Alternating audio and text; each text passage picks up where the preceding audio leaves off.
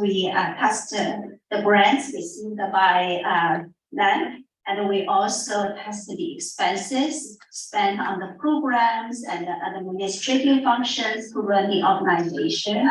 And we also verify the assets, liabilities reported by the management and financials. So based on the audit procedures we performed, we obtained adequate evidence to conclude that the financial information reported by the management is complete, existent, accurate, and reasonable. And the financial resources received by them, they are spent for the purpose they pertain to. So we issued the audit report on June 15th, 2023. So during the audit, we received the full cooperation from the management led by Camilo and Lydia and their team. And we also received the full support from the board to help us to review the financial statements. And I would like to take this opportunity to express our appreciation to the management and the board. Thank you.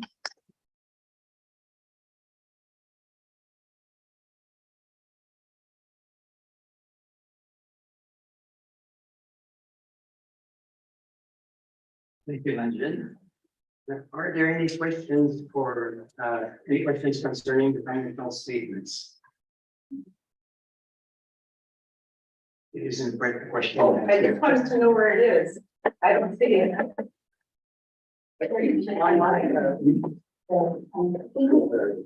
Yes, the financial statements were sent out in the packages to the members ahead of time, so they have time to review.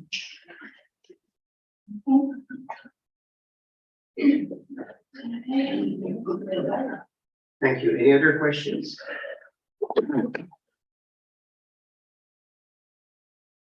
Okay, I don't see any further questions concerning the financial statements, so.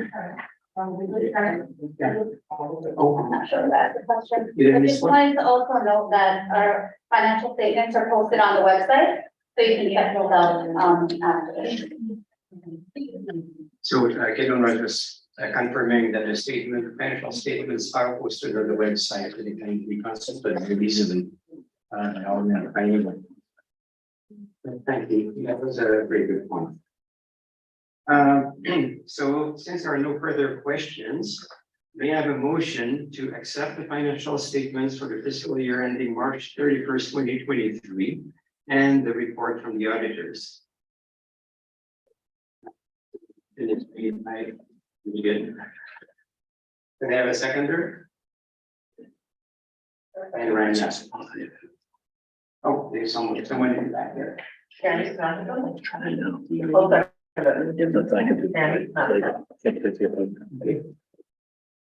good. All in favor, please hold your voting card. Anybody opposed? Any abstention? Thank you. The motion is carried. Our next point of business is appointing the auditors for next year and to fix their remuneration. This brings me to our next motion. May I have a motion to authorize the Land Board of Directors to appoint our auditors for next year and to fix their remuneration? So could I have a mover for the motion, please? Tanya? We have a seconder. Inga. Sorry. Anybody in favor of the motion, please hold your card. Anybody opposed to the motion? Anybody abstaining? So the motion is carried. So thank you very much. And I would now like to introduce you to Megan Primo, the Vice Chair of the Land Board. Thank you very much. Thank you, Charles and mentioned. We're now going to just move on to the board nominee and election component. But before we do that, we have two members who are going to be leaving us this year who really contributed a lot, and we just want to take a moment to say thank you. I think Nick Goldhawk is not with us. But he did a 2-year term and served on the Finance and Governance Committee and really made an excellent contribution in his time here. But she's making it. Ingrid Mazurek has been with us for 4 years and has been a chair of our Governance Committee. And again, has put in a lot of work. So Ingrid, if you could take a second and come on up. We have the thank you.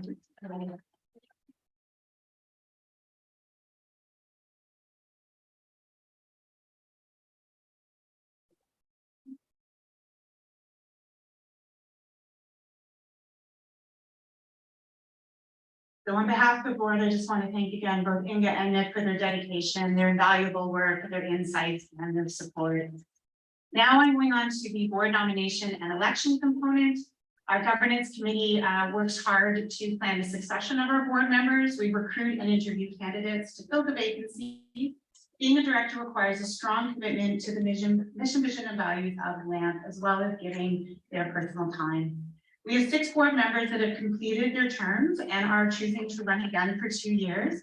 I think the majority aren't present, but I will just quickly run through the names. And when I say your name, if you're here, please stand. So Karen Ann Smith, Andre Tran, Jana Wigo, Gillette Allen, Erica Deutsch, and Shivani Mangal. So thank you to all of them for your time already and for coming back to hang out with us for the next year. And the last matter of business for this part is to nominate 2 new members who are going to be joining us. Their bios were sent out earlier in the package. When I call your name, please again stand just to say hello to everyone. David Thornley. My name is Timothy Ellis. I'm not sure. I don't think. Oh, Timothy's over there. Okay. So I'd like to call for a motion. We've been through this a few times now, so I'll try to go quickly. The motion is to approve our new nominees, David Thornley and Timothy Ellis, and our returning board members, Karen Ann Smith, Andre Tran, Jana Wiggle, Gillette Allen, Erica Deutsch, and Shivani Mangal, all to 2-year terms for the land board. May I have somebody to move the motion? Rania. Too many names to read. I forgot yours, Rania, and seconded by Richard. Thank you. All in favor, please hold up your cards. Thank you. Anyone opposed? Any abstentions? The motion is passed. So again, thank you on behalf of the board. Thank you everyone coming back, and in particular, David and Timothy. We're looking forward to having you join our group. And now I'm going to hand things back to Ronnie.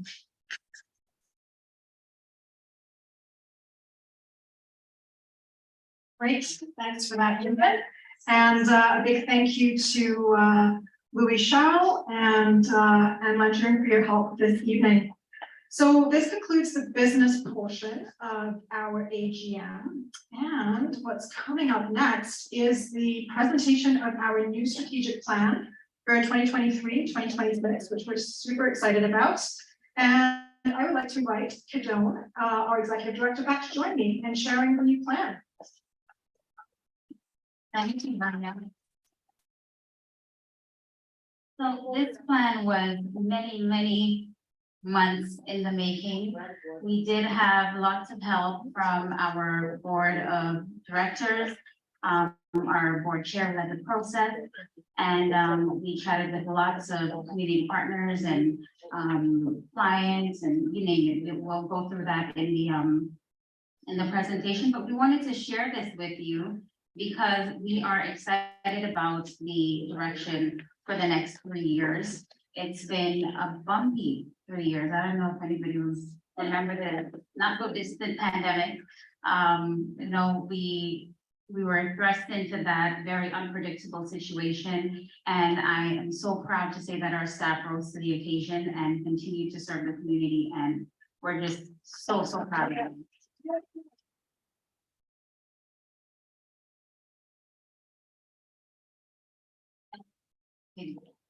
Don't kill me for the time, but I have to tell you this story. Sidebars. You know, every now and then community members reach out at LAMP and Karina, the lovely Karina over here is, our executive assistant, and Karina came in and said, there's a community member who called and they're insisting that they speak to the EE and nobody else. And they won't tell me why. And so I said, okay, well, let's set up some time to chat with them tomorrow. So we did, and this person, I phoned the community member, and she said, well, who is this? And I said, it's Canon from Land, and she said, oh, and what do you do there? I said, I'm the executive director. And she said, okay, so you're the right person I should be talking to then. That's fine. I'm like, okay, so how can I help you? Is there an issue? And she said, yes. I just wanted to tell you that your staff are absolutely fantastic. And I've had the best care that I could ever hope for. And it was like this. You know, people will often take the time to let you know when they have a complaint, but they don't often take the time to let you know when they have really received great care. And I appreciated that so much. And our staff deliver great care every day, and especially through this pandemic. So we're so proud. And so for me and the board, a big thank you to our staff team.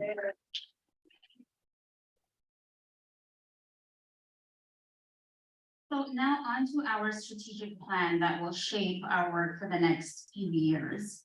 I will get started by just saying that the strategic planning process is always fun. You get hung up on debating, should we include this word or should we take this word out? And it's not so much about the word, but about the essence of what you are trying to communicate to those that you serve and those that you work with. So although it might be the difference between and on, it makes a world of difference in what you're trying to communicate. So we had lots of those moments, and just want to say thank you to the strategic planning committee. So Rani, I'm going to invite you up to get us started. So Rani is going to take us through the first part of the presentation here, and then I'll walk you through our new priorities. This is the portion of the presentation where I have to put my glasses on. I'm at that age now. So in terms of our engagement, we, as you can see from the screen there, we worked with our staff. So there were about 75 staff, 10 partners, 2 funders, and 300 plus annual client survey responses. These are all the things that we took into account as we were developing our strategic plan. In terms of the process, as Kadon mentioned, we worked very closely with our board members. We had lab staff involved in a committee along with community relations advisory committee members. So we really had a broad lens of viewpoints coming into these strategic planning discussions. We were also supported by a strategic planning consultant from Management Advisory Services. So a big thank you to them. And also engaged with a wide range of stakeholders who provided us with very rich information. Some of the things we looked at were environmental scans, strength, weakness, opportunities, and threat analyses, data reviews, and of course, key informant interviews, focus groups, and surveys as well. So with this, we landed on our vision and our mission. And we knew we wanted a really punchy vision statement. So as you'll see from what you're seeing on the screen, I hope you find it as punchy as we do. We have healthy, thriving communities for all. And I think that really captures what we're trying to achieve and the broad impact that we're hoping to have.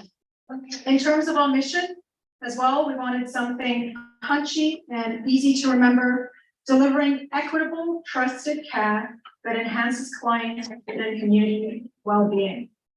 Also wanted something in there that was part of what we're doing, but also something aspirational that we could work towards. Our values, a lot of these are things that you're all familiar with as having received services and interacted with LAMP. So we have compassion. And this one we felt really strongly about, and we're really passionate about the notion that we see you, we hear you, and we are here for you. Advocacy, we know we want to work together with our community partners to bring our voices together for change. We want to be responsive in terms of supporting your changing needs. And we know coming out of COVID, the needs really changed over the past 3 years, as Kadon said. We want to collaborate. We want to work with you to advance community health. And we're also always focused on equity, on how we serve in ways that put you first. And last but by no means least, respect. We honor and respect your contribution and the knowledge, and they are all valued here throughout your services at LAMP. And with that, I'll pass it over to Victoria. Thank you. So with all of that as our grounding force, it took us to our priorities and trying to figure out how would we kind of use our strengths to move forward toward this healthy communities for all piece. And so we landed on 4 priorities. The first of which is to demonstrate service excellence by providing clients with high quality, accessible, equity-informed care. By the way, spoiler alert, I will be reading to you. I know that's not always fun, but I will read these out to you. I know they're not exactly big enough for some of you to see. So with each priority, we have also identified key activities that would enable us to achieve these priorities. So for this particular one, we are looking at providing timely evidence-based health and social services that address client needs, advance community well-being, and meet our service accountability agreements. We're also looking at embedding data-driven insights into our practices to advance quality of care, achieve better health outcomes for clients, reduce health disparities, and increase health equity. And lastly, we're looking to integrate evaluation, quality improvement, and data measures across programs and services that assess the impact of our work with a lens to increase organizational visibility in support of health equity across the broader health system. And that one's really around how we use data to tell the story of our impact. Our second priority is for LAMP to attract, retain, and motivate the best people by fostering a well-being and high-performance culture through a supportive environment that inspires learning and innovation. And a lot of this came out of engaging with our past employee engagement survey, where we had just such rich information from our staff about how we can be a work environment that really supports their creativity and innovation and all of the work that they do every day. And so the key activities here will be to strengthen LAMP's professional development system and increase utilization of it for skill refinement, embedding continuous learning, and preparation for future advancement. We'd also like to take an active approach to support well-being that addresses the health of individuals, teams, and those we serve. And lastly, we would like to create purpose-driven opportunities for innovation that inspire passion and growth.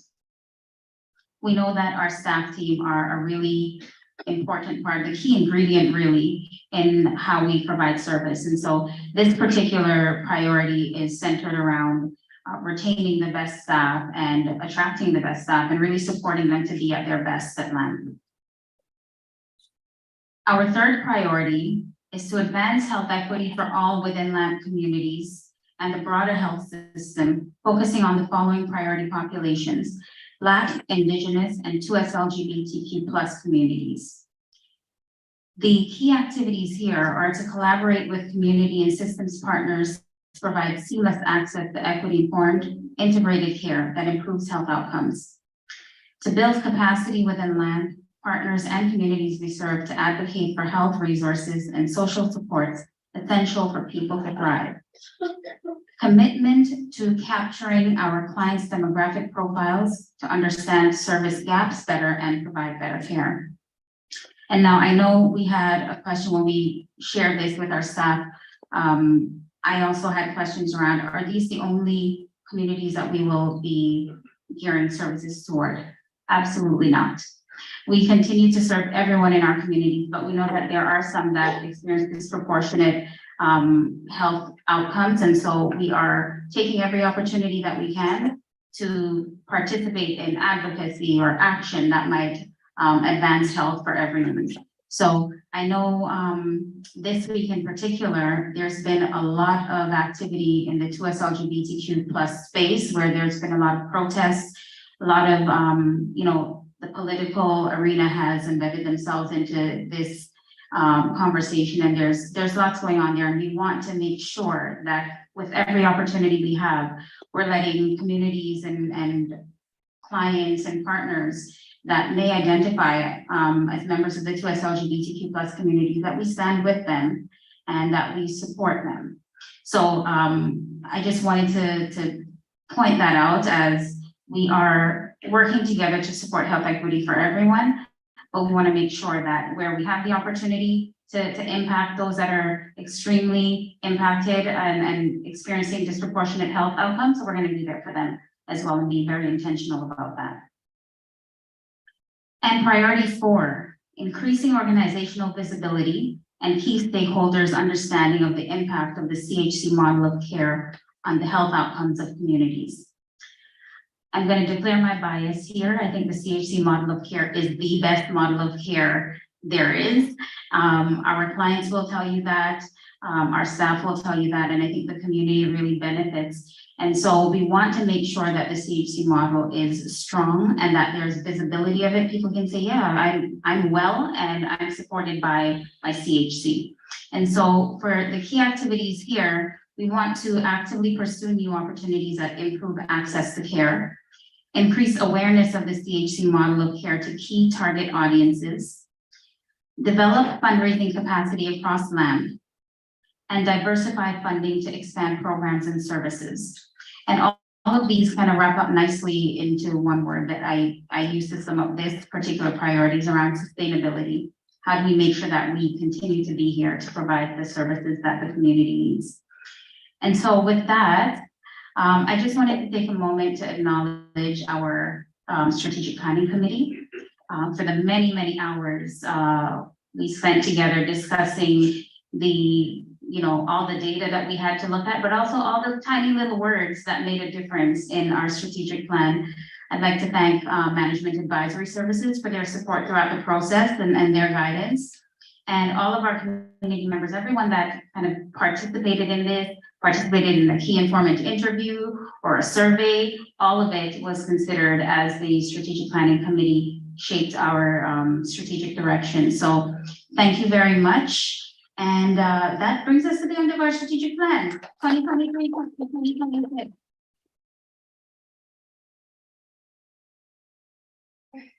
Okay. Now you'll have to bear with me until I flip through my many pages. So we are going to now move into a bit of a break, but I first wanted to say that you all may know that LAND has a strong tradition of engaging our community in topical issues impacting the people who live and work here. And so this year we're focusing on improving lives and making sure that we're discussing what a livable city looks like, what a livable, healthy, and thriving city looks like. We're pleased to have our local city councilor for Etobicoke Lakeshore and deputy mayor for the West of Toronto here with us, Ms. Amber Morley.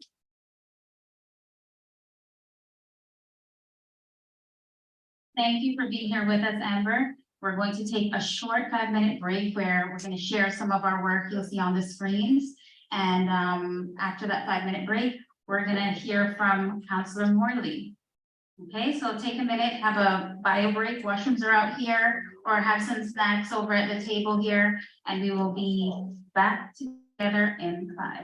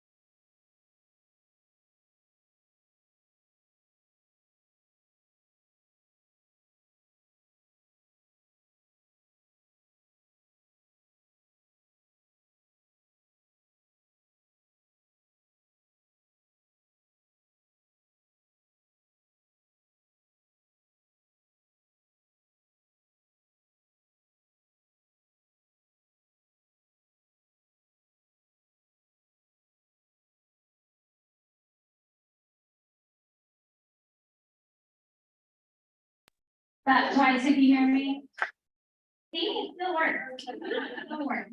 But welcome back from the break. For those, if you're just getting here, my name is Sidon Diaz, I'm the executive vice president. We just concluded our business meeting portion of the AGM, as well as shared our new strategic plan.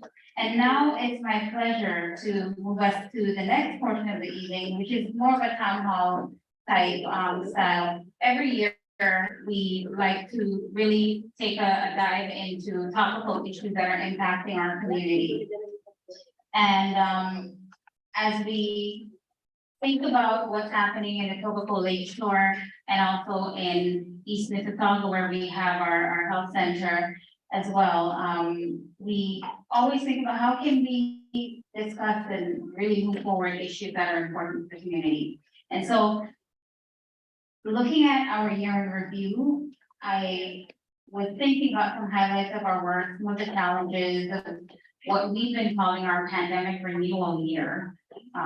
It was that year that was kind of pandemic, kind of it's over, and you were never really sure, you know, should I wear my mask? Should I take it off? Is that cough something I should be worried about? It was that very challenging time of in between. But nevertheless, our team continued to do really great work. And so we wanted to invite our city councilor here today to share with us some of what she thinks is, you know, necessary in order to build a livable, thriving, healthy community. We're so pleased that she's able to join us this evening. And I'll just share a little bit about Councillor Amber Morley. Yes, we're gonna have a picture of this. Councillor Morley represents Ward 3 at Etobicoke Lakeshore on Toronto City Council. In August of 2023, Councillor Morley was named Deputy Mayor representing the West. Yay! For over 20 years, she has been working on behalf of residents of the Etobicoke Lakeshore while pursuing advocacy at all levels of government. Amber has used her voice to bring attention to issues such as poverty reduction, youth equity, good governance, and access to city spaces and services. Amber's family instilled in her the values of intention, inclusion, love, and respect, which guide her to this day. So please join me in giving Councillor Amber Morley a warm welcome. She's going to share with us.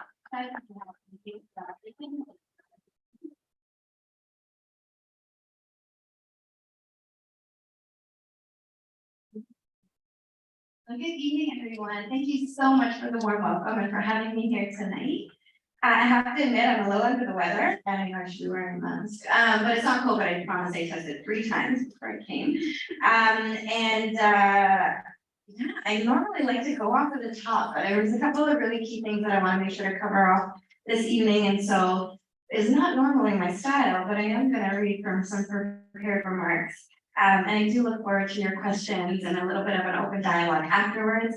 So if you haven't already, please make sure to write down your questions on the cue card on your chairs, and hand those over to Jasmine, who is, as always, ready, willing to serve our neighborhood. So, again, thank you. Good evening, friends, neighbors, and Lamb family. My name is Amber, as you know, and it's my great honor and pleasure to be your voice at Toronto City Hall. As your city councilor and newly appointed deputy mayor, still amazing to me.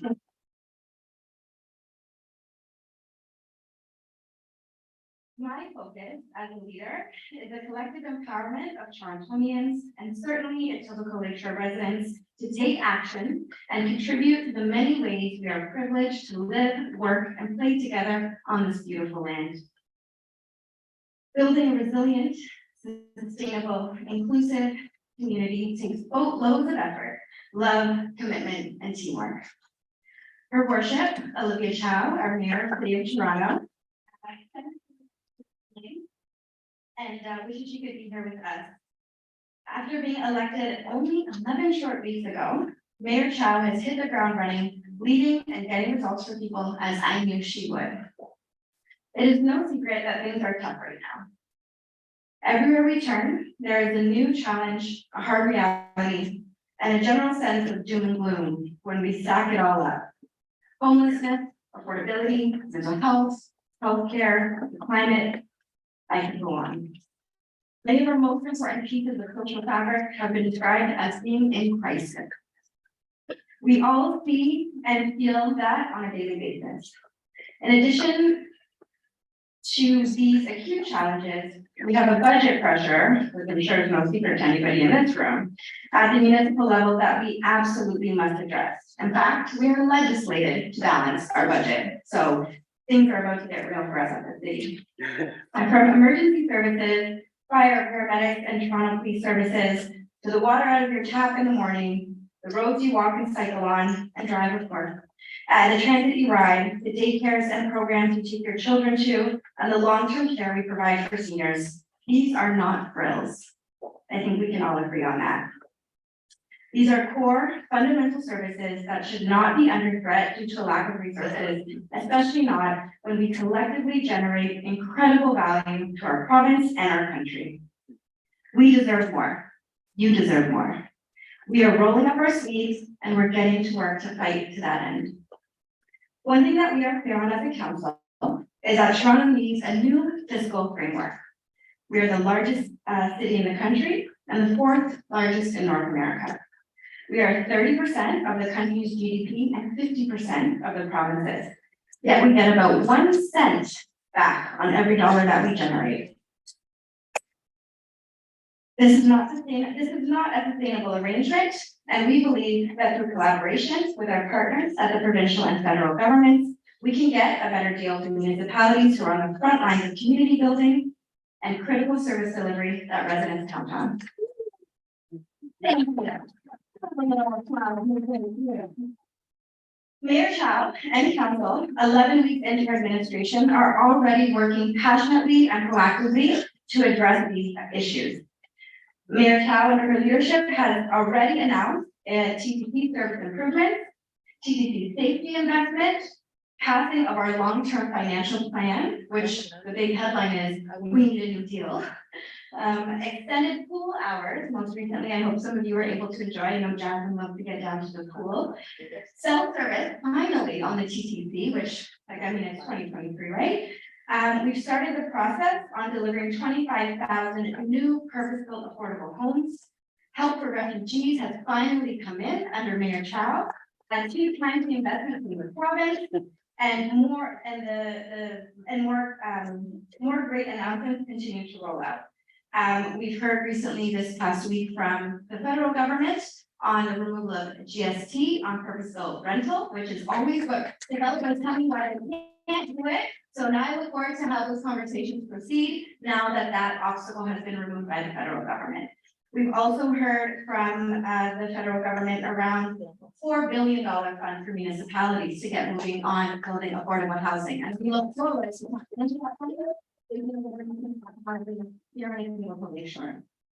the other big news this past week, in case you missed it, is a new deal working group recently announced jointly by Mayor Chow and Premier Ford to tackle Toronto's finances for the long term. So we're very excited that Premier Ford is at the table, is understanding our challenges, and is willing to work with us on addressing them. It might not be a surprise, but over the years, the province has downloaded many responsibilities onto the city that are very expensive. The crumbling gardener comes to mind. It represents quite a significant portion of our capital investments. And it's not just serving Torontonians, right? It serves the entire region. So these are really critical conversations that we are advocating, addressing, and really being direct about our needs and our asks and how our partners can help us out. Though this new to this role, less than 1 year in, still can't believe I got elected less than a year ago. Still knocking on doors this time after, just saying. I've been around City Hall for more than a decade. And in that time, I've not seen the level of passion and urgency that our new mayor has. I'm deeply proud to have endorsed her and to be working with her and to call her our mayor. While the times ahead will no doubt remain challenging, I know we will get through them together and look back eventually on how far we went together and how proud we can be of the steps that we took. As American anthropologist Margaret Mead once said, and if you've ever heard me speak at a land thing, I've probably brought up this quote, never doubt that a thoughtful group of committed citizens can change the world. Indeed, it's the only thing that ever has. So I'd like you to keep that sentiment in heart as we go forward through these tough times, because it's certainly one that I walk with on a regular basis. And I know through my work, my time, my involvement at land, what thoughtful groups of committed citizens can achieve. And look at us all here today being well served and well represented in our own community, thanks to our advocacy, thanks to our contributions, and thanks to our investment in people like me. Let's close our talk.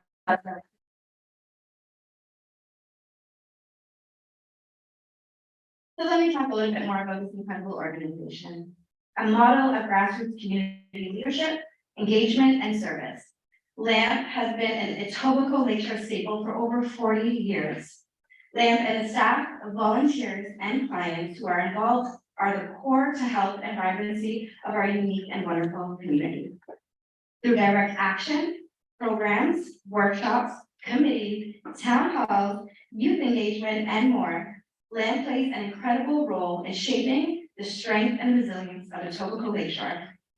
LAMP has also played a critical role in shaping my own strength and resilience, a gift I'm eternally grateful for. Before I even knew it, LAMP was working on my behalf. And I'll tell you a little story about the place that I grew up in, Nikiska Co-op, just up the street from here. Nikiska Co-op is part of the Lakeshore Village Co-ops, many of you will be familiar with, between 13th Street and 9th Street, and is home to over 1,000 purpose-built rental and affordable units. These units came online over 30 years ago, moved into mine with my family when I was 4 years old. And the outcome of these purpose-built affordable units was a process included many leaders that are here today, including Jasmine and others from LAMP. Many single moms and people on fixed incomes have benefited greatly from the establishment of these over 1,000 purpose-built rentals and affordable units. It has resulted in deep social connections in our neighborhood, belongingness and community, safety and security, knowing your neighbor and your neighbor's friend and everybody else who's walking up and down the street is a real sense of community and provides a real sense of safety. The proximity to infrastructure in this great neighborhood, the streetcar, our beautiful parks, buses, pools, and all of the things that make our life more vibrant. And there was also a little aspect of that deal, that work that happened. It included all levels of government, the city, the province, the federal government being at the table to ensure that this housing could be delivered. It's not for 3 decades that we've seen this kind of effort, and we've seen this kind of housing come online in really meaningful ways. And the experts across the board agree that it's not until we all are at the table together again at all 3 levels of government that we'll actually be able to realize the core housing needs that Torontonians are missing right now. This is something we all know. Homelessness, rent evictions, dem evictions are having a devastating impact in our community and in our city. And we need to course correct to ensure that everybody has a safe place to call home. As part of building communities, social supports and infrastructure are critical. And when the housing came online at Lakeshore Village, there was some money put aside through a thing called Section 37, which no longer exists before government took it away. But it did exist for quite some time, and it allowed the city to secure finances from development to deliver on things like daycares or community centers. So when I was a young, troublesome child, teenager, heading up to LAMP to try to figure out how I can keep myself busy and what jobs and tasks doesn't have for me. We learned through our advocacy efforts and through our community engagement about this Section 37 money. What is Section 37? We had no idea. And it started a journey for us of learning about the municipal process and about how to advocate for ourselves. And the fact that we actually got to ask questions of our representatives and, dig into things a little bit. So there was $1 million set aside for a community center. And we all, having grown up, from 4 years old to 14 years old, hadn't seen this money spent didn't go to any infrastructure that we were benefiting from. And we ended up going on a long journey of community engagement. We were knocking on doors, we developed a survey. We wanted to show the city that we did need this center. We did need recreation for ourselves and for our peers, and that money should be spent. But we were gonna give them a good reason why they should spend it, and we were gonna do the deep research to find out how best to fund it. So needless to say, we went on a big journey. We had a campaign called Ruckus for Recreation. Over 250 members of the community came down to join us at the Assembly Hall to call for action from our municipal government, from our then councillor, and to get to work on spending this money because we needed resources as young people. We wanted to do something other than hang out on the stoop and have somewhere safe to go other than land, which we loved, but didn't have a gym, didn't have some of the other supports we were looking for. And initiating with that advocacy process was quite a learning. It was a very big learning. I remember going to do a deputation at executive committee, which I now sit on, by the way. It's always fun to look over at the deputy chair. I remember being there as a young person. And I remember we were so prepared. We did our research, we had the stats, we had the figures, we did the survey, and we have a strong case to be made. This is what community health looks like.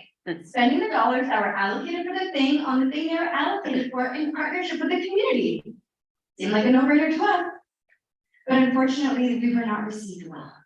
There was a lack of understanding in the person who was then representing us as to why this was so critical, especially for a community like ours. And so that kind of got me thinking, well, leadership is about empowering people. Leadership is about engaging people. Leadership is about listening to people. And through the entire process of advocating, I didn't ever feel seen, heard, or listened to. And we can agree to disagree, right? We're not always going to find ourselves on the same page. But I felt that if we truly wanted to be able to achieve inclusive, equitable communities where people are respected, people are heard, people's experiences are, space is held for people's experiences, no matter what those experiences are, we were going to need to have some leaders with some compassion, with a desire to listen, and with the ability to do the work of community engagement and to getting to the right outcomes with the precious resources that we have. So that didn't happen. We got the Elder Skating Bowl was one thing that happened, and then the million and a bit of money that was allocated to serve the community of Lakeshore Village was put into our neighbors here at Redmond, and they got an extra gym on that space. You know, you have to be permitted, and it wasn't really an acceptable space for the community. So that was a little bit of a disappointment, but it also kind of got me spinning, and here we are now. So I guess it wasn't all bad, right? Now, in my position, I get to fight at a higher level for these kind of programs and services across the board, not just for my immediate community, but for our entire board. So it's my little digression story about housing and what it takes to get us there. So fast forward 30 years from when those purpose-built buildings went up, our supply of purpose-built rental and deeply affordable units has been abysmal.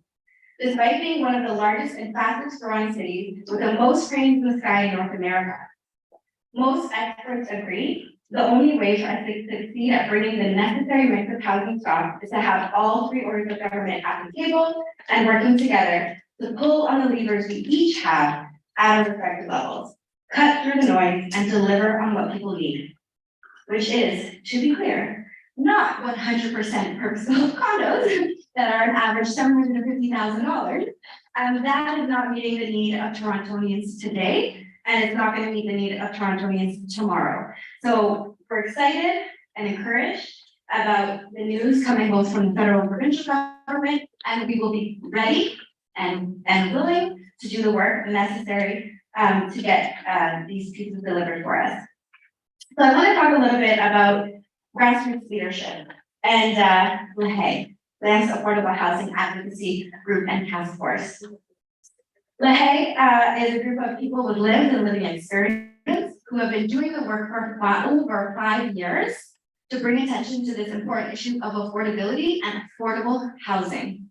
We have spent too long ignoring affordability And I remember, I know that's probably not a digression that we don't need to go to, but I think it's important that we all understand that affordability is something we all need to be able to achieve despite wherever we are in our income levels.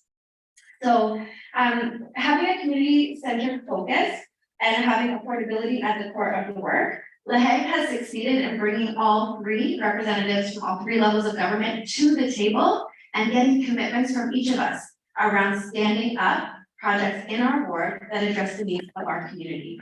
And of course, because we're at the municipal level, we've got to lead the charge.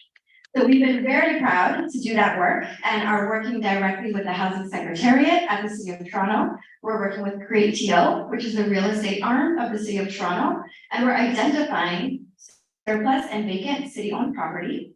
We're having Create TO look at feasibility studies on those to say, how big is it? What could go there? What other considerations might exist? What are, compatible, non-compatible, all of the things.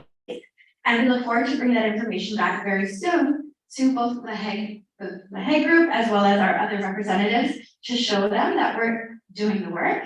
They've got the resources and now we've got to marry these resources and opportunities to get going and get shovels in the ground. So yeah, back to work.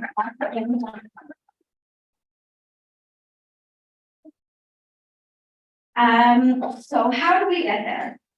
We need to continue in the spirit of collaboration and in the spirit of transparency. We need to come together to solve for challenges because challenges will remain, they will be great, and we will have to overcome them. We need to meet our obstacles with faith and perseverance and a vision for the future that we're fighting for and that we're building. And with those things in our mind, we will get there. I know we will. It's not gonna be easy, but together we can. So my call to action is to tap into the community where you can. If you're not already a member of LAN, as is called on tonight, sign up. It's a really, really important organization doing incredible work. If you aren't familiar with LaHeg, get some information from Jasmine and get some details on the next meeting. Mayor Chow will be back to make up for tonight, and we hope to have a specific town hall around affordable housing. So I hope you will look out for information on that and join us. Yeah. I want to encourage you to reach out to your local MP and MPP as well, and encourage them to stay at the table and make sure that they're considering the new fiscal deal that the city needs, because we don't want to have to tax Torontonians. We don't want to have to put new taxes and do all of this stuff. We are all taxed to the brim. As government, we need to do better at distributing what we are already taking and making sure that it is getting to the needs that we have. That is the goal here. That's the ideal way forward, and we can get there with a new fiscal deal. So tell your MPP and your MP that that is of interest to you as their constituent. Thank you, and help us in our advocacy efforts to make sure that they stay at the table and that they are consistent and deliver on their commitments. Lend support to those who are in need. This is what community is all about. I know right now we have residents in our community who are facing homelessness, who are facing eviction, who cannot find an affordable place within our community where their social supports are to call home. These are acute challenges that are heartbreaking to navigate, especially in my position, because I don't have answers. Despite all, and even as a staffer 10 years ago, when people call in about housing, it has always been the hardest thing to address. For as long as I can remember, the City of Toronto has a 10-year, 90,000 person wait list for affordable housing. That has been the case for over a decade, and we have not gotten ahead of this challenge. It is now coming to a place where it is everybody's feeling the pinch as it relates to this housing crisis, and more people are just one missed paycheck away from homelessness. We need to take this absolutely seriously, and we need to make sure that we're calling everyone who can play a role in the solutions to the table. So please, if you are able, if you have a basement apartment, consider that you've got a second room. It's not easy times, and I know it's a hard act, but I want us all to think about how we can be good supportive community members, because it starts with us. I always encourage practicing kindness and respect, especially when it feels hard. You never know what people are going through, and you never know what your kindness can do to help turn someone's day into a positive one, positivity ripples. We get to choose to do that. And that's why I love our community, because we're good at that. It comes naturally to us. And then, lastly, I think, again, treating people with dignity and having an open mind about solutions. If we can dream it, we can create it. Focus on the kind of world you want to live in, and let's keep working together to build it. I want to say thank you so much to my land family, to the board of directors, to the volunteers, to all of you for taking your time out to be here with us this evening. To Jasmine for everything she's done. She hates when I sing, and I call her about 6 times in this speech, but I, honest to God, would not be the person, the woman that I am today if I wasn't for this incredible staff person out there.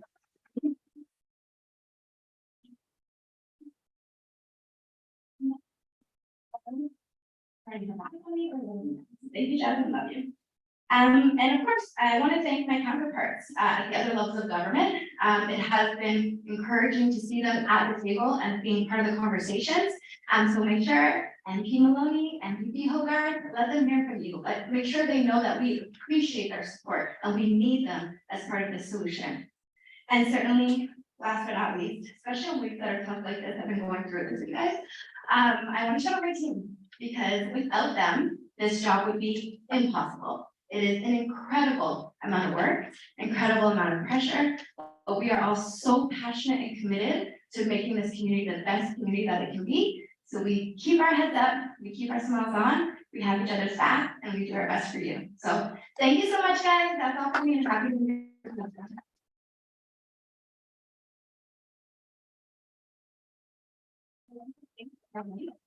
Before I forget, because my staff is like, hey girl, you shut me out, you better do the work.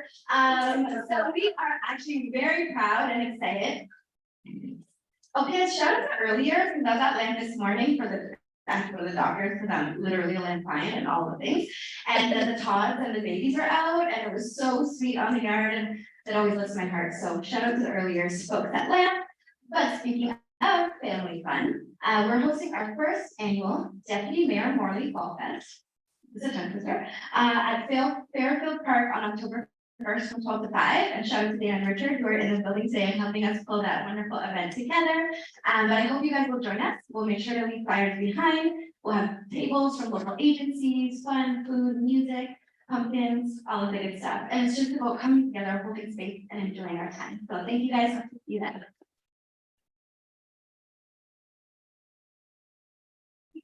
And I love the early years program at Lab too. Every now and then they let me come and read a story to the kids, and it's like the highlight of my day. So I want to just invite you over here to the comfy chairs and have a seat, because this is the portion of our evening where we take questions from you. And I'm going to try to read Jasmine's writing and all of your writing. Okay. So this question is, with the economy causing great distress for low-income people, how are landlords allowed to evict people who pay their rent on time? This person is 71 years old and will be living on the streets soon. Yeah, so this is exactly the kind of challenge that we're dealing with that I tried to highlight a bit about in my speech, is we're seeing right now, especially in this past year, a number of different pieces of legislation coming down from the province, including the elimination of rent control, and that is having a really detrimental impact and is harming tenants. So tenant protections are critical. It is important to note that a landlord and a landowner does have rights, of course, but we need to make sure that those are balanced against the proper treatment, care, and consideration for people in their housing. And so the other piece that we've seen a lot of, unfortunately, is this landlords coming in, saying they're gonna move into the unit or move into the multiplex with their family and make it their primary residence, which is their right. And then once that happens, if there are less than, I believe it's 4 or 6 units in the multiplex, they do not have an obligation to replace the rental or anything of that nature. So these are problematic rules that exist. And there really isn't a lot that the city has the capacity to do. In the circumstance where there are more than 6 units of rental being eliminated, there is a requirement through the City of Toronto Act where there is, you need to either provide an alternative accommodation, provide some funding and resources to support a move out, move in, and other pieces like that. But it seems that unfortunately, many bad actors are manipulating the rules to their benefit and to the detriment of tenants who are now facing the consequences of that. Oh, I didn't start with an easy one, did I? Then none of them are easy, it's hard work. Excuse me, we get to the vacant basement apartments, and we ask for them, we go, no. So another big problem that we've seen and we're experiencing, and actually as a result of the exact situation that's going on with you and your sister Kelly, we've been having a number of discussions and trying to really dig into make sure that we understand, and if there are ways that rules are right that we can, or levers that we can pull on. And again, the other body who adjudicates these things, so if someone claims they're gonna move back in, the renter is asked to leave. The body is called the Tenant and Landlord, help me out, Landlord Tenant Board. Also a provincial arm's length body.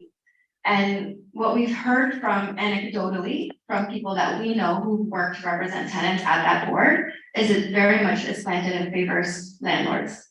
And so that is not, it's cold comfort, like it's not comfort at all. It's unfortunate and it's not the way that it should be.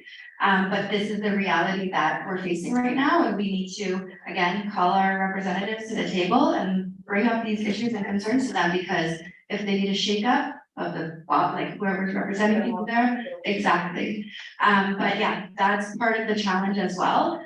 And again, many of these issues or many of these pieces as it relates to housing are actually outside of the city's control, which doesn't make it any easier. But we need to make sure that we are again calling appropriate people to the table, like making sure they appreciate what is harming tenants and what we need to do together to make it better. Thank you. Yeah, especially when you gotta be living on the street. Yeah, absolutely. And then our vacancy rate is abysmal. We haven't built purpose-built rental in decades, right? Or even affordable units in decades. So unless you can afford a $750,000 condominium, or you're willing to live in substandard conditions or share with 6, roommates, it's really difficult right now in the city of Toronto to find housing. And we know that the average rent, I believe, for a 1-bedroom now is between $2,100 and $2,500 if you can find it. Exactly. So this is why being proactive about these challenges, like when we realized for how long the wait list of 90,000 people for a 10-year wait list, we needed to be getting proactive about this a long time ago. And one of the reasons why I ran for office is because I was tired of seeing people in positions of power not doing their job and avoiding planning for the future, because it's us and our kids and our grandkids that pay the consequences. And we know that as a health center, you see people come in, they need services, but how helpful is healthcare services when someone leaves to go on the street, right? We know that housing is a huge and a significant determinant of health. So, the other piece. Oh, sorry. I was just gonna say, it's, these are very real and acute things that are not far from my mind. And I sit at a corner office at City Hall, and almost every single day, there's a person with all of their life's belongings right on the bench in front of my office. And it's amazing to me how anybody could be in that space and not take these challenges incredibly seriously and not understand the role that we need to play and the work that we need to do to make sure that this is not the reality for anybody who calls Toronto home. And so just to follow on that, the other question we have is, we have developers who are getting breaks in all kinds of ways. It's fantastic to see the federal government remove the, was it the GST? But I think there's a lack of confidence that will result in purpose-built renter to income housing or affordable housing. What policies are coming into play to make sure that with all of what's happening now, with all of the develop the brings that developers are getting, that this will actually, like, in 10 years, we're not sitting here talking about not having purpose-built rentals for 4 decades instead of 3. What's gonna change that? So it's a good question, and it's something that it's a very nuanced thing, because people seem to be under the impression that the city can dictate what people build. We don't, it doesn't really work like that. We can determine zoning, so what kind of building can go on there, if it's an apartment building, if it's an employment land. So zoning is something the city has a direct role to play in. But when a landowner makes an application to build on their own property in the city of Toronto, we have limited tools to dictate or to determine what that looks like. There has been a motion or a move over the past few years to have something called inclusionary zoning. So inclusionary zoning is a tool that would allow us as a city to ensure that any new buildings that come online are inclusive of rental or affordable housing within them. That particular piece of policy was appealed, and so it's not currently in effect. Other than that, the city really is limited, again, in our capacity to determine what happens there. So if the federal government, who does the lion's share of the funding for apartment buildings, for example, or for other purpose-built rental or equal affordable housing, we need all levels, again, at the table, because it's very nuanced. The city can do a lot to stand up the appropriate zoning and things of that nature. The province has a role to play, and then the feds have a role to play in terms of financing. So it's a really difficult challenge for us to overcome if we are not talking to each other. So the federal government has said, okay, here's $4 billion. We're municipalities just need to get it together and tell us what you want to do. So we're doing our part to get it together and say, these are the areas of opportunity. We want to have partners, development partners at the table, but they need to have the reassurance from the provincial and federal government that the funding that they need and the resources required are going to be made available, and not, in a reasonable way, right? So they can still make sense, on their own. Be business within a business, right? Business needs to make a little bit of money or whatever they do. But right now with the interest rates, with all of the other realities of escalating costs for construction, everyone, well, we can't do it because it's too expensive. So we need to better incentivize them to come to the table through provincial regulation, through federal resourcing. And we as the city are here, we want to facilitate those processes. But again, it's a collaborative, requires collaboration, and that hasn't really been happening until very recently, like started now. Thank you. Sorry, I don't have my watch. Thank you. No. So when are the 501 clean streetcars coming back? Is the CPP going to make the West Line more reliable? Yeah, this has been an area of focus for my team. We actually talked about 6 times just today. This has been a big focus of frustration for many of us. Unfortunately, there have been, as you all know, it's no secret, consistent delays to the streetcar coming back online. For those of you who go west of Humber Loop, you will have noticed there's been significant construction happening on the streetcar line, and specifically like around the St. Joe's area and in that corridor. There's been challenges with the construction, there's been delays. So that has continued to be an issue. We frankly, transparently have been talking about auditing the process, because we feel like this is something we need to either learn from and make sure that we're not paying for other people's mistakes, because that's not what what we tax you all to do. We want to get the job done and get it done in a timely manner. And when that's not happening, we think that questions need to be asked. So, also, do we have an updated of when we're anticipating the streetcar to be back online? Late October is the new projected timeline. But again, we're continuing to push for as soon as possible, but we're also mindful and very much paying attention to digging into why the delays and what the issues and who needs to be held responsible for that, because it's unacceptable. We've been waiting far too long for the streetcar to get back online. And we also appreciate and understand that there's been some challenges even with the buses and the bus functioning and not being timely and reliable. So we do meet every 4 to 6 weeks with TTC, and we have a standing list of what's happening with the streetcar and all of these other pieces. So we try to continue the advocacy work, but there has been construction delays, and we're looking at end of October, fingers crossed. Hey, end of October, write it down. And if you don't, please call TDC to complain, CC my office, and we'll continue to keep the feet to the fire.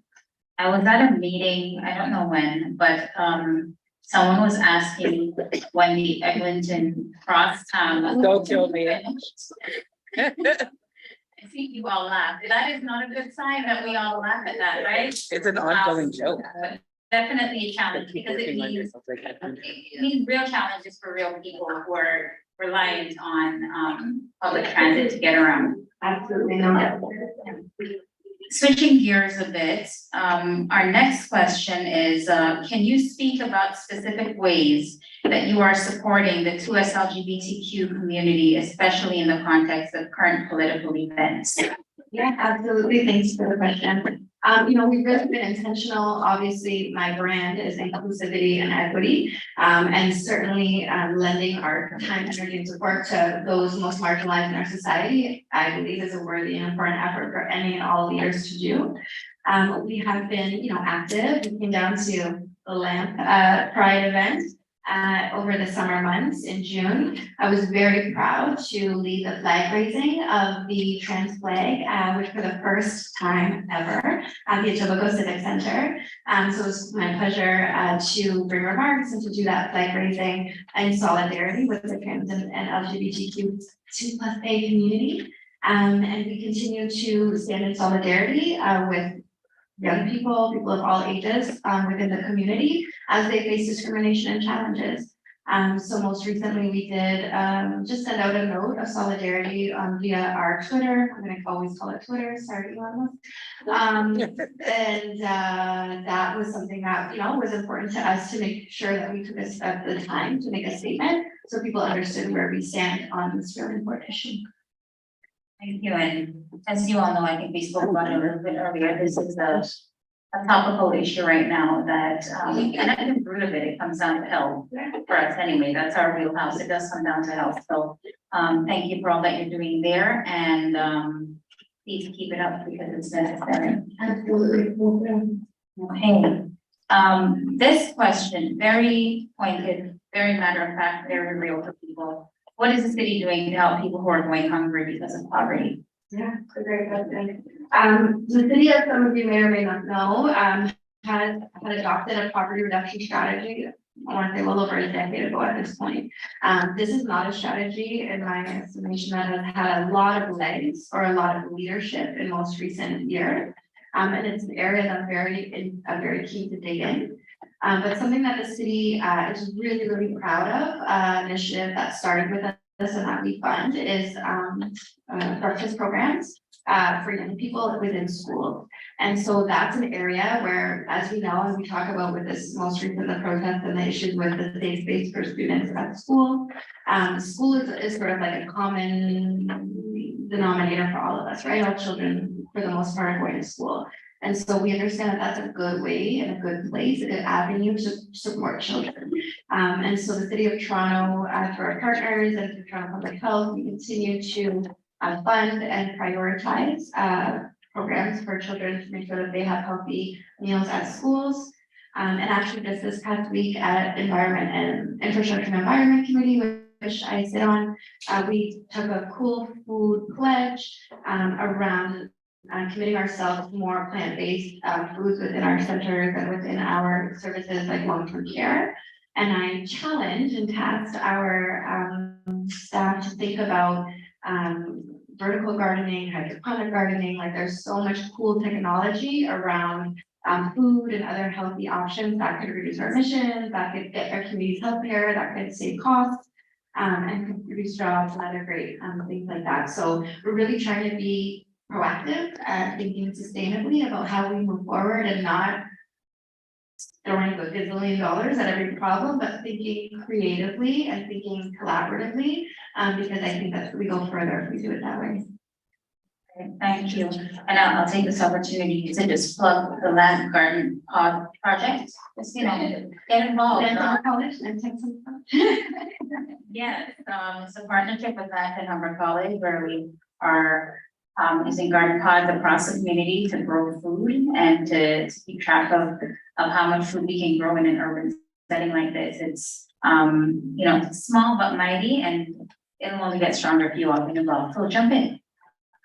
And we have a next question here. Why are refugees and newcomers getting priority affordable housing? City access to housing, subsidized housing, is the question. So, to my knowledge, they're not. There is no housing, no getting housing, but they are being put up in hotels and in other temporary shelters. So the city of Toronto in the last couple of years has grown our shelters beds to 9,000 beds, and we are at capacity. So the city continues to try to find opportunities for people who need it. Of course, our homeless population, our unhoused population, and refugees arriving in pretty significant numbers to our city on a monthly basis. I think we're like 500 new folks coming to our community every single month. And so we are under enormous pressure. And as I say, we are not adequately, in my estimation, ensuring that existing unhoused and homeless Torontonians have enough options and support. And that goes the same for the refugees who are arriving here. If those of you who follow the news, you'll see that frankly, folks have been arriving sitting on the sidewalk, right, and sitting in the parks. They have not come here and finding a warm place to land. And there's not been appropriate coordination through the federal government, which immigration is there firmly under their purview. And so the city is doing our best to try to provide the support in the short term, again, whether it's temporary hotel housing and other things of that nature, temporary shelter housing. Refugees are not landing here and getting prioritized for affordable housing because we don't have any affordable housing. I think that's the big headline. And we have actually had Mayor Chow within, I think, the first week of being in office, secure $97 million from the federal government. And all that does is help us be made whole for the expenses that we've been taking on in this area in terms of hotel shelter and hotel accommodations in the short term. And it does not speak to the challenge ahead with the ongoing arrival of new folks and our existing unhoused population. So again, tough times, but Yeah, very challenging situation watching that and seeing this, I think a couple months ago, or a couple weeks ago, a few weeks ago, people were just sitting outside waiting for shelter. yeah, and we actually did have, again, grassroots community partners step up in really major ways, including many churches that were literally having refugees sleeping in the churches and in the basements and these kinds of things. And so the city, we did make a motion to provide some resources to the churches that have been going, to their expense to provide the support. But it's not sustainable. It's expensive to house people in shut-in hotels, and it's not a sustainable way to build a healthy society. Sure. Okay, so we've got another question here, and I'll just read it out. There is a new development planned next to Amos Waits Park. A new road is set to run parallel to a busy and important park in our community. We have also heard there will be a permanent new road in the park. Why are we losing valuable parkland, and what will be done to ensure the safety of the park users? So that is an application that the city is not supporting. So as we talked about, the city has a very specific role to play as it relates to development and housing. We don't build it ourselves, we facilitate an approvals process. And in this case, that was not an application that met the snuff, it's not in keeping with the community character. It's not the kind of compatible use beside a park that the city is interested in. And so the report, I'm trying to remember if I came for this topic, yeah, that was what I was gonna say. So no, we had a staff report recommending not to approve that application, and that is likely to be appealed to the province, and we will be sending our city solicitor to be a party to that, so that they can fight for the city's interests within our official plan and with the kind of building that we feel is appropriate, which I believe was like a 35-story building, like where Birds and Beans is. It's just like egregious, like it's not a fit for the community, and it's not something that the city is supporting. Thank you. Is there any value in having the community organized or around that, or is it totally your product decision? So, half and half, so we do have areas with egregious applications that are just like silly. Where we've seen, residents also be a party to the appeal at the OLC, Ontario Land Tribunal. I will let you know that the one group I'm thinking of up in the Kingsway neighborhood was fighting up against, application on Dundas, which the city is also a party to, has raised $90,000 as a community group in order to be a party, in order to have representation, right? So I know that's not exactly, something that every community has a capacity to do. And I would just say that it is always a possibility, but it is an expensive and time-consuming endeavor. And I can commit that we will continue to have the city front and center on this one, and we will not let up. We will fight to get a much more reasonable application on this site, or not continue to not support it. Thank you. This next question reads, how do we create a more compassionate and supportive community when all public support systems are severely deteriorating because of lack of financial backing? Ooh, something I'm thinking about myself. It's a tough one. It really is tough. I think advocacy and engagement on the political side is critical. As we know, people in power make choices about how we live, and how our money is spent and what gets built for us or not. And I think it's always important to hold your leaders to account, to ask hard questions, and to have clear expectations of them. We've seen a lot of things, in my estimation, go in the wrong direction, under our provincial government. And, we've seen people reverse on bad choices, like the green belt, which just today, right? The green belt, stay in the green belt. And with enough public pressure and enough, engagement from members of the public, people can reverse bad choices and reverse bad decisions. But I think about things like, the basic income pilots, and I think about things, there's so many things that were designed to make life more affordable that were taken off of the table, and we need to fight for those things, like minimum wage. I'm pretty sure I've seen a study that to actually afford to live in the city, minimum wage should be like $40 an hour or something like that. I know we're not gonna make a jump to 40, but like, how can we keep up the advocacy around basic income? How can we keep up the advocacy around some of the critical things we know we need government to do, to be consistent in, and to provide in order for us to be healthy, and call it out, mobilize, talk to them, get your neighbors involved, and vote. Always vote. So we have another one around housing. I've been on the affordable housing waitlist for 11 years with no success. We need more seniors housing in Etobicoke. What is being done about this? This is a good question, and this is exactly a perfect example of what we've been talking about. It is something that we're working to get our acts together with our other levels of government, so we can actually deliver more affordable housing.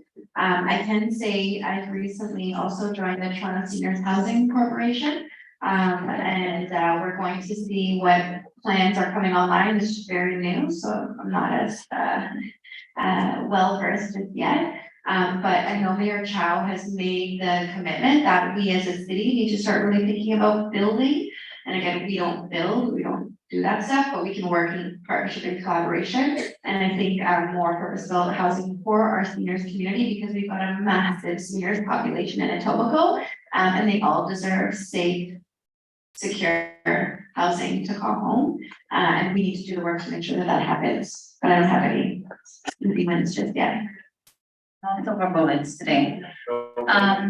But I did want to pose this question. Why did, and it's in keeping with, the work Mayor Chow was doing, why did Mayor Chow settle for such a small percentage of affordable homes at 5% for only 10 years at 40% of income? I'm not familiar with that situation. I don't know if the person here who wrote that. 6 points.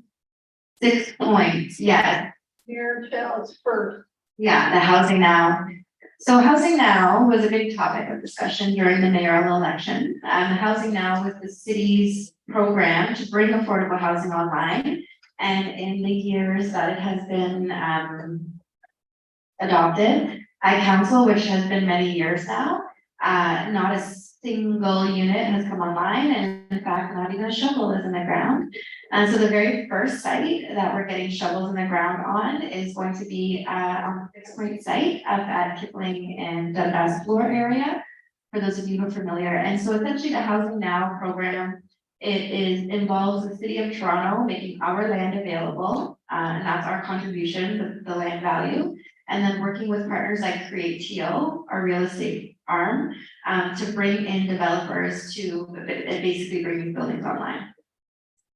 The cost associated with delivering these buildings has skyrocketed in the time of the inception of the program and this year.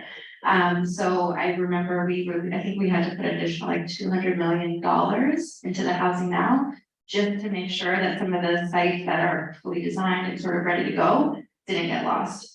And so the actual makeup of the mix of like what's affordable, how much, is disappointing in my estimation.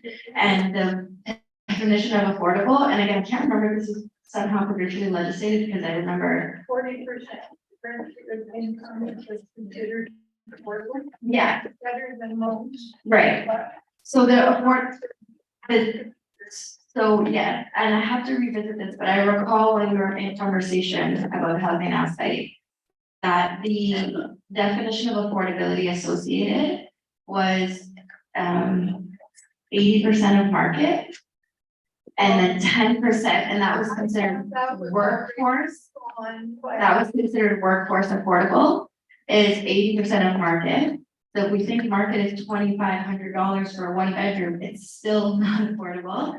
And then of that, 10% would be deeply affordable to the RGI.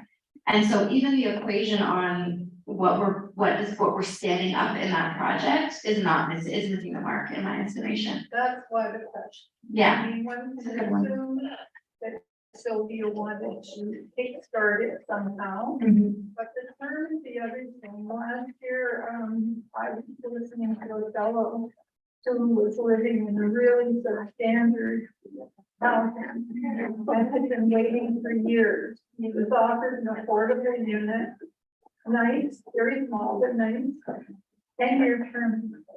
The man is 53, and that meant that he's approaching retirement, and the chance is he's gonna be thrown out this year.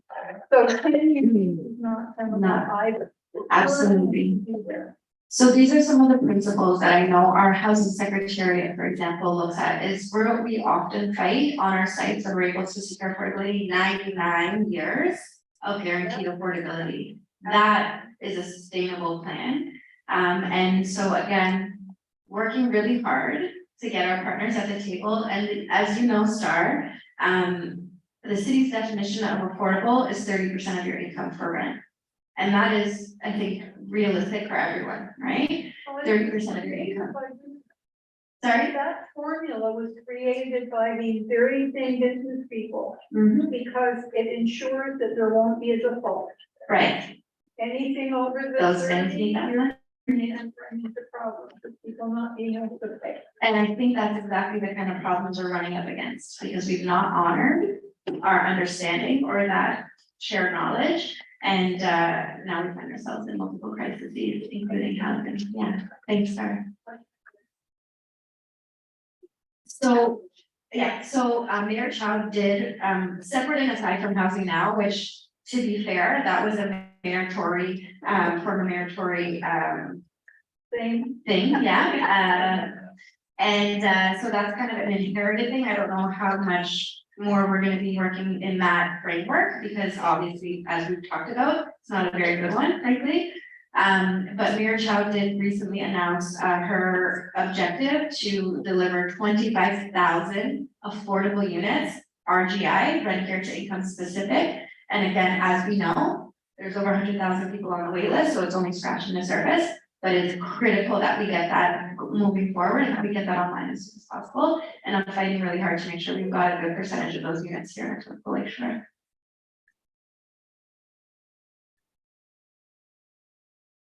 Wow. We're at 8:45, so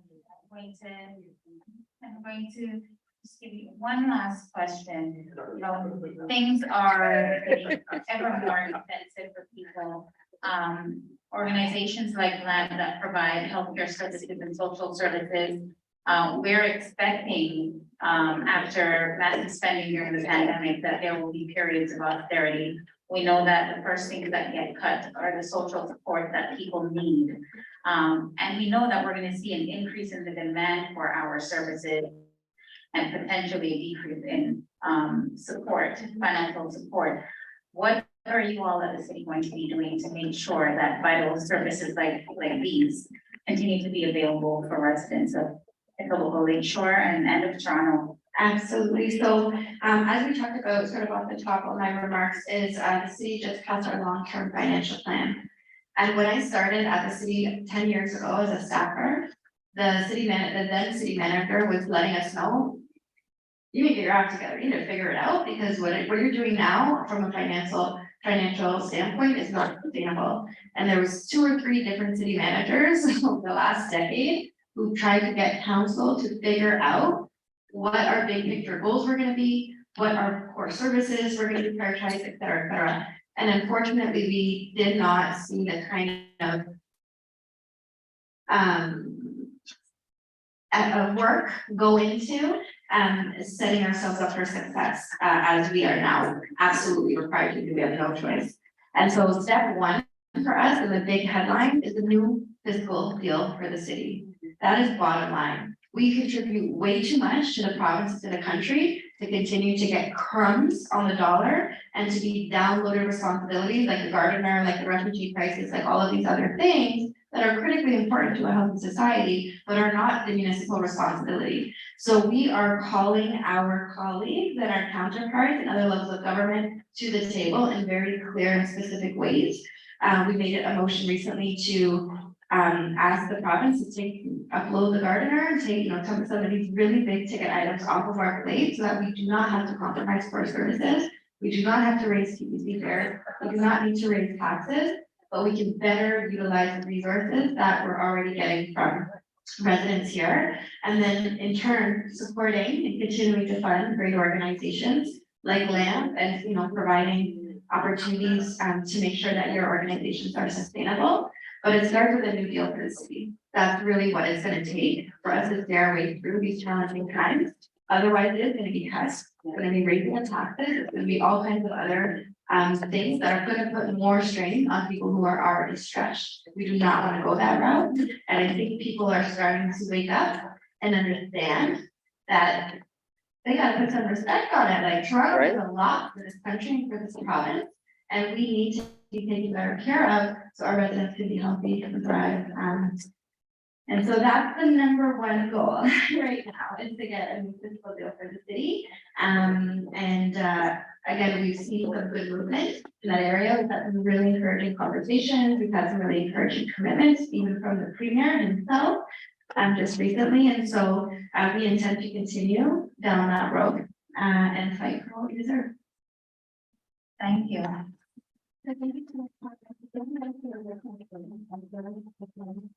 Yeah, good questions. Thank you so much for spending the time with us today, and thank you for spending the time with us for the AGM, and also for this portion. Amber, we did have a token here for you. It's chocolate. Thank you very much. Thanks everyone for sharing our 46th annual general meeting with us. Have a great evening.